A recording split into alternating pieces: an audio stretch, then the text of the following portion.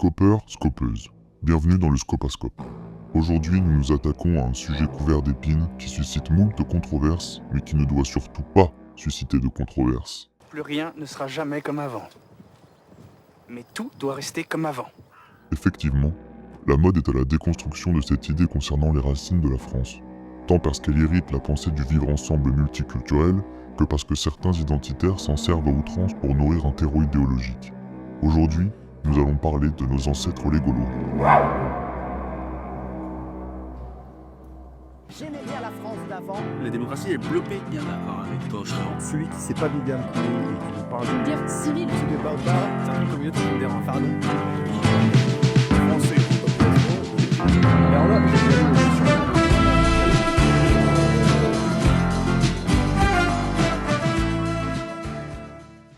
Quand on balaye le sujet du regard, on s'aperçoit rapidement que celui-ci polarise l'attention autour de deux camps.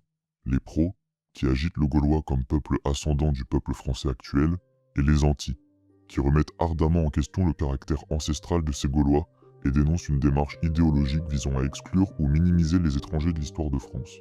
En survolant les suggestions YouTube autour du sujet, on tombe essentiellement sur des historiens débunkant le mythe de nos ancêtres les Gaulois. Aujourd'hui, on sait qu'une bonne partie de l'ultra-droite mobilise le terme gaulois comme synonyme de français de souche. La Martinique, elle est française depuis des siècles, bien avant Nice et la Savoie. Est-ce qu'ils vont dire nos ancêtres les Gaulois? Est-ce que ça a un sens? Non, ça n'a pas de sens. On peut dire effectivement que les premiers Françaises et Français sont des immigrés venus d'Afrique, puisque avant il n'y avait pas de traces humaines. Dans cette vidéo, nous ne rentrerons pas en profondeur dans chacun des aspects de ce débat historique, mais nous traiterons la question autour de 4 axes principaux permettant de déblayer des pistes solides concernant nos ancêtres. La langue, la terre, la culture et l'ultime pilier, sans doute le plus épineux, nous le réserverons pour la dernière partie. Un tas d'autres documents, y compris sur YouTube, permettent d'étendre ses connaissances sur chacun de ces thèmes, et nous vous invitons à en consulter si besoin. La langue. On commence en douceur. Tout le monde le sait, et là-dessus personne, d'un camp ou de l'autre, ne le niera. La Gaule a été linguistiquement latinisée. Quand César triompha de Vercingétorix par le glaive, moult locuteurs celtiques ont trouvé un intérêt commercial à pratiquer le latin. Puis c'est progressivement l'entièreté des Gaulois qui se mirent à tourner par 2 fois leur langue dans leur bouche, une fois en gaulois, une fois en latin, ce qui donnera le gallo-roman. C'était devenu un moyen social de se distinguer, d'accompagner le monde dans sa modernité, de s'ouvrir à l'avenir. Or, parler une langue ne rend quiconque instantanément lié au locuteur originel. Essayez donc d'apprendre le chinois et constatez par vous-même si vous le devenez ou non. Vraiment là-dessus, Sans rentrer dans le détail qui s'étale sur des siècles durant, de la conquête romaine aux invasions germaniques, de la scission entre langue d'Oil et langue d'Oc à l'officialisation de la langue française dans l'administration par François Ier en 1539, ajoutez encore quelques siècles d'évolution, au final, la langue française d'Uy est faite d'environ 3/4 de mots d'origine latine. Là-dedans, l'apport gaulois est somme toute très restreint, mais loin d'être négligeable. Un certain nombre de noms communs encore d'usage, principalement dans les champs lexicaux de la nature et de la guerre, font partie intégrante de la langue française d'aujourd'hui et proviennent directement du gaulois. Parmi eux, ambassade, bec, charpentier, chêne, glaive, lieu, vallée. Mais également pléthore de noms de lieux. Ville, rivière, montagne. Il est très probable que vous regardiez cette vidéo depuis une ville dont la toponymie est d'ascendance gauloise. En effet, ce qui reste de nos jours de la langue celtique est essentiellement palpable à l'échelle territoriale. La terre. Ces ancrages linguistiques territoriaux font masse quant à la balance. Quand on pense à la France ou à la Gaule, on l'associe nécessairement à un territoire, un bout de terre sur lequel elle s'étend.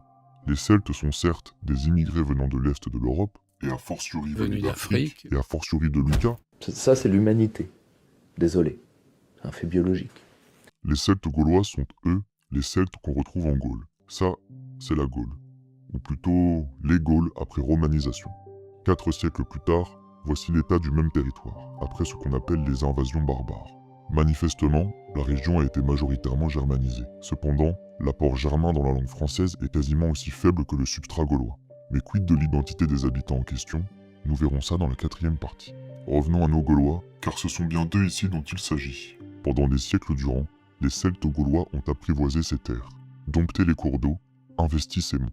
Ils faisaient preuve de prouesse agricole et témoignaient d'une compréhension de la nature accrue, et ce, longtemps avant la romanisation. Les Celtes formaient une civilisation à part entière, étudiée et appréciée des Grecs avant même que les Romains ne s'y intéressent.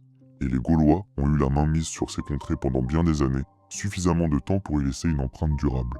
Territoire qui, en effet, coïncide convenablement avec ce qu'est devenu le territoire français dans le temps. Cependant, on oppose souvent cette vision unitaire du Gaulois à une pluralité de peuples très différents, qui n'auraient pas grand-chose à voir entre eux et qui ne devraient pas être mis sous la même bannière. Nonobstant, ces peuplades possédaient bien des choses en commun qui leur servaient de liant, et parmi ces choses, notamment, la culture. En effet, les Gaulois sont représentés par des centaines de peuplades différentes réparties en milliers de tribus. Ils ne forment pas une entité politique unique, mais commercent entre eux, échangent, font des alliances, se trahissent, se mettent sur la gueule, se pardonnent, se remettent sur la gueule.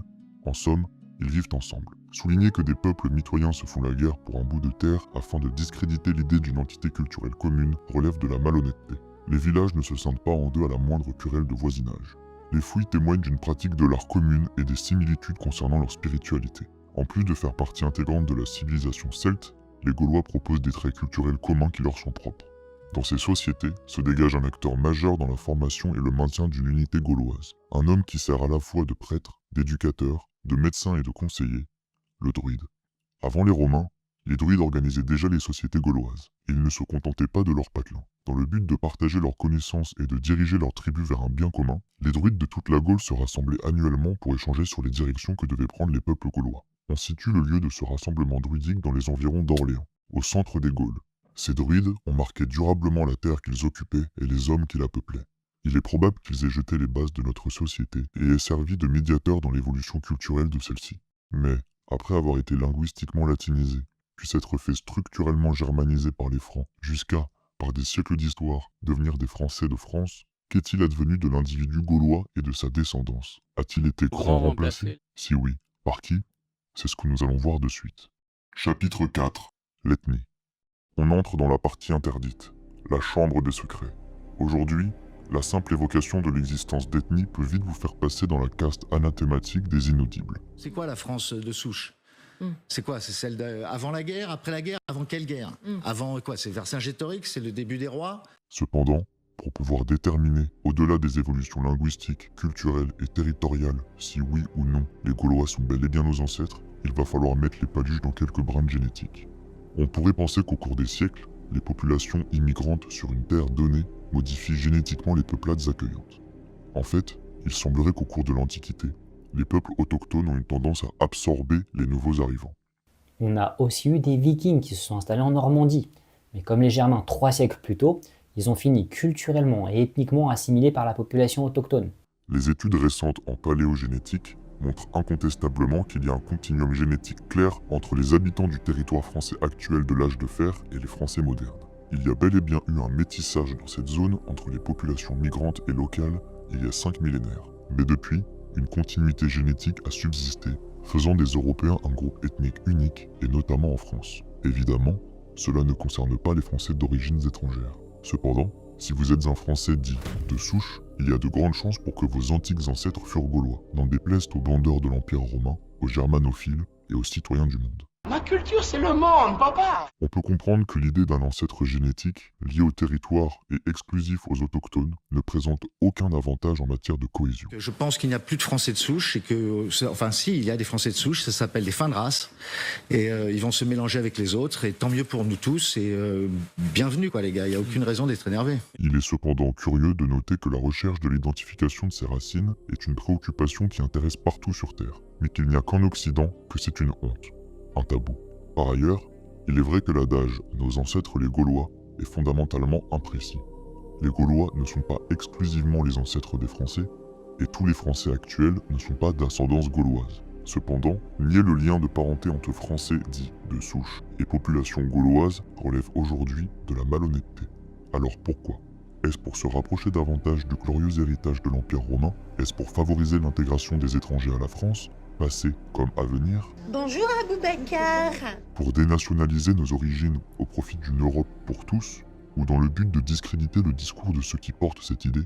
Il y a aussi un côté négatif qui est le nationalisme. Une chose est certaine, bien qu'on en sache encore assez peu sur eux, et que l'idée soit combattue comme un virus par certains, Bien qu'en effet la phrase en elle-même est en partie incorrecte, mais ne coupe ni les liens qui mènent à nos ancêtres, ni n'efface leur héritage, ils sont bel et bien nos ancêtres, les Gaulois.